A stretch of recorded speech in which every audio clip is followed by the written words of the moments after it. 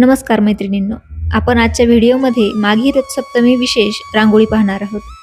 रथसप्तमी म्हणजे काय? तर माघ महिन्यामध्ये शुक्ल पक्षाची सप्तमी येते ती रथसप्तमी म्हणून साजरी केली जाते. या दिवशी सूर्यदेव हे आपल्या घोड्यांच्या रथामध्ये 7 घोड्यांच्या रथामध्ये बसून उत्तर दिशेला प्रस्थान करतात आणि म्हणजेच उत्तरायण प्रारंभ होतं.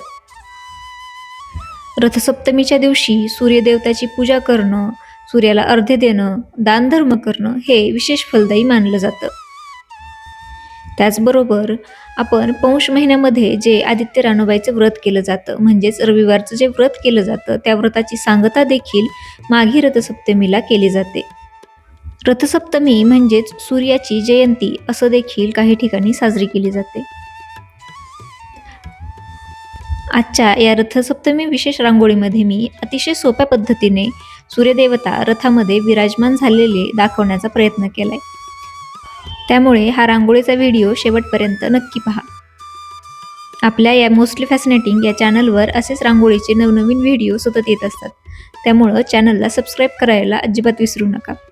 आणि रांगोळी आवडत असेल तर कमेंट देखील करून कळवा. तुमच्या कमेंट वाचायला मला खरंच खूप आवडेल.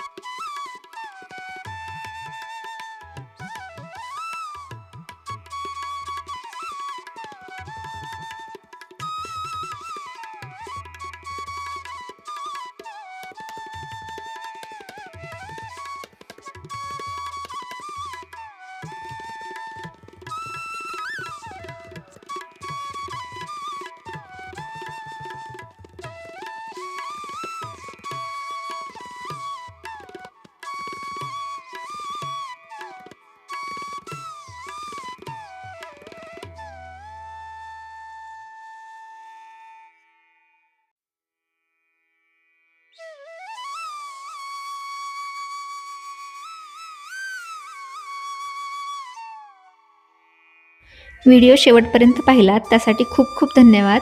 आणि अशाच नवनवीन रांगोळी पाहण्यासाठी आपल्या मोस्टली फॅसिनेटिंग या चॅनलला सबस्क्राईब करा. धन्यवाद. Thank you so much.